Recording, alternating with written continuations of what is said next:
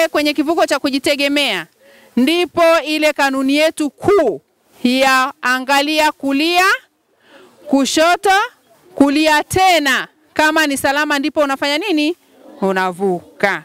Kuna eneo halina pundamilia, sawa halina zebra, humuoni askari, hamna daraja. Sasa unatakiwa ujitegemee ili uweze kuvuka barabara ukiwa salama. Unachokifanya, unasimama pembeni kwenye ukingo wa barabara. Na usivuke eneo lenye kona. Usivuke kwenye nini? Kona. Unaenda sehemu ambayo unaona gari linalotoka pande zote mbili. Ukifika pale, utaangalia kulia, utaangalia kushoto, utaangalia kulia tena. Kama ni salama ndipo unafanya nini? Unavuka. Kwa majina naitwa Mwalimu Honesta Michael Msaki, ni kiongozi msaidizi wa kituo cha kikanda cha usalama barabarani.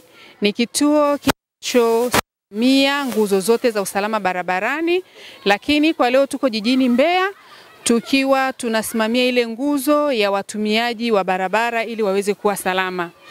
Tuko kwenye hizi shule mbili tukitoa mafunzo ya usalama barabarani kwa watoto. Tumefika hapa baada ya kupata takwimu mbalimbali zinazoonyesha watoto wengi hawawezi kuvuka barabara wakiwa salama, na pia hawajui ni upande upi sahihi wa kutembea pindi wawapo barabarani. Tumefanikiwa kutoa mafunzo kwa wanafunzi wasiopungua 100 kwenye eneo hili, ambapo tumewafunza kanuni za kuvuka barabara, kanuni za utembeaji wa barabara, kutambua vivuko vya barabara na vivuko vya msingi na namna ya kuvuka barabara wakiwa kwenye mazingira tegemezi.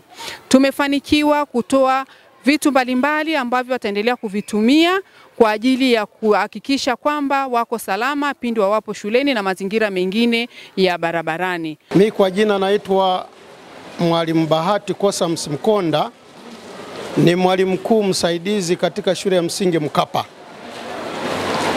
Ninashukuru sana kwa ujio wa chuo cha taifa cha usafirishaji kufika katika shule yetu ya msingi Mkapa. Kwanza ni upendeleo mkubwa sana, hasa kuona mafunzo ambayo watoto wetu wameyapata kutoka kwa wakufunzi walimu ambao wamefundisha juu ya usalama barabarani. Hii hali itaenda kubadilisha kitu kikubwa sana kwa watoto wetu, kwa sababu hawakupata elimu hii mapema. Wanasoma madarasani lakini hawajapata kwa kina kama hivi walivyopata. Hivyo wanaenda kuwa makini sana barabarani, na hali tabadilika kikamilifu kwamba hata ndugu zao watapata mafunzo haya nyumbani mwao ili waweze kutembea barabarani kwa uangalifu zaidi na kwa usalama zaidi. Ninaitwa Mwalimu Adelaide Turuka, mwalimu shule ya msingi. Tunaamini watoto wetu watakuwa salama zaidi kupitia elimu hiyo. Ndiyo, itawasaidia, na kwa sababu kwa sasa kuna ongezeko kubwa sana la magari barabarani. Bajaji ni nyingi, pikipiki ni nyingi, magari ni mengi. Kwa hiyo elimu hii itawasaidia sana watoto wetu.